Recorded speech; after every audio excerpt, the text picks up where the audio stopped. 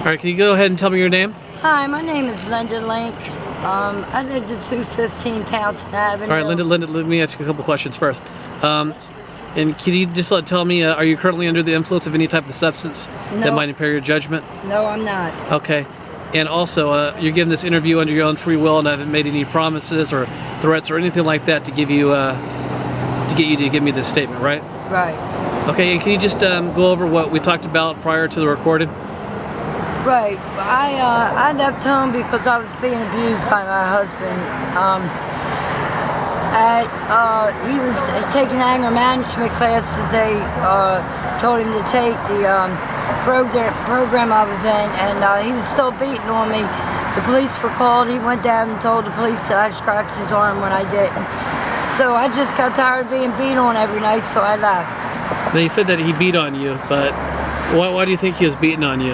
Well, his daughter told me that he molested her when she was a child.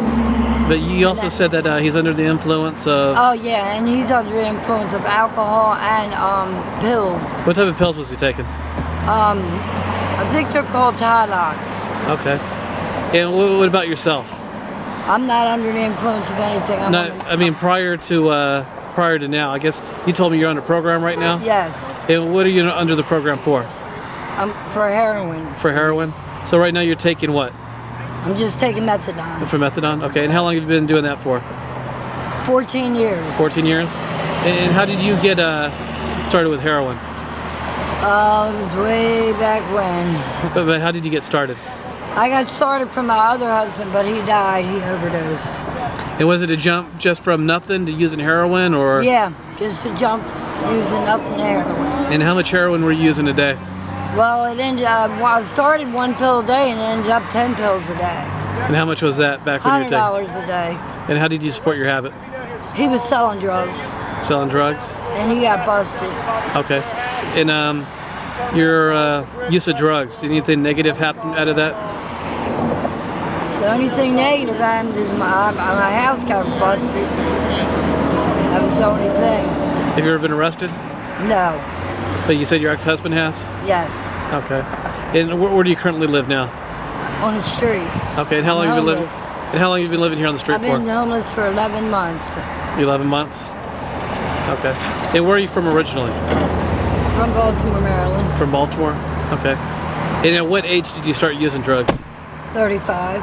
35. And how did you get talked into using it? My husband was using, and he sort of turned me on to him. How did he do that? Wanted to see if I wanted to get high, and he was explaining how it felt to get high, and I wanted to try it. That was the worst part of my life. I should have never touched the drug. And how did you use it? Sniffed it. You sniffed it. And when obviously, if you don't have that fix, and you go through a withdrawal, can you tell me a little bit how that feels? Oh, that feels horrible. That is really a horrible feeling. It's a feeling to where it just seems like your stomach's hurting real bad, you're cramping up, you're having hot and cold sweats, you're having diarrhea, throwing up, everything. I mean, it feels like 4 times the flow, all in one. Yeah, let me ask you this. When you're going through that pain, what are you willing to do to get that next fix? I would never want another fix. No, I mean, if you're, I guess with the common terminology is you get sick, right? Oh yeah, you do. And what would you do to get well? I would have to use. No, I mean, and if you didn't have any money or anything like that, what would you do? You do anything. Anything? And what, do anything. What does anything include? Prostitution, stealing, anything. Have you ever done prostitution? No, I never was out there that far. I got help right away. And do you know people who have? Yes. And a lot? And My son was out there doing it, but he died. He was 31 years old. He died. And how did your son die? Overdose of heroin. And how did your son get started? He left home when he was about 13, 14 years old and was staying in a shooting gallery on Patterson Park Avenue, and that's where he got the HIV. You had HIV too? He had HIV. So I guess he was shooting up? Yeah. I guess he was sharing hypodermic needles with people? Yeah, myself because he had the virus. Okay. And how old is he when he got the virus? He was still 15. 15 years old, got HIV from shooting heroin. And he died at 31.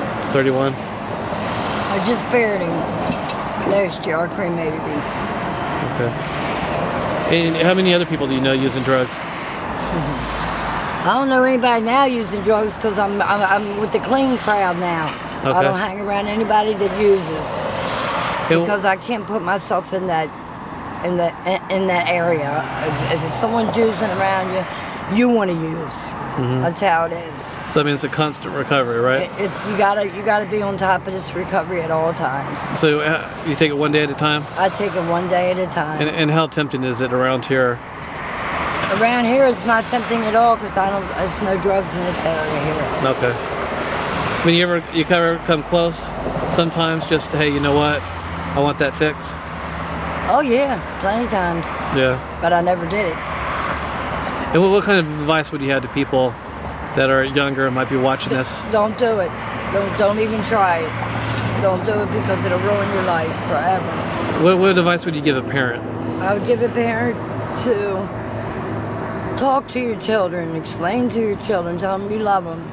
The most important thing is tell them you love them every day and you care about them and you don't want them to use drugs. Do you think parents should possibly trust but verify? Meaning snoop around in the room, stuff like that. Do you recommend that? My parents did. Yeah. And it made me mad, so I recommend it because if they are doing something, you will find it. Well, let me ask you this. I mean, do you think anybody, drugs could affect anybody, right? Right. So, I mean, no one's safe whether you're in the projects or up there in some... No one. Nowhere. Every neighborhood's the same. You're not safe in no neighborhoods. Yeah. Because there's a drug dealer somewhere in that neighborhood. It's a shame, but it's the truth.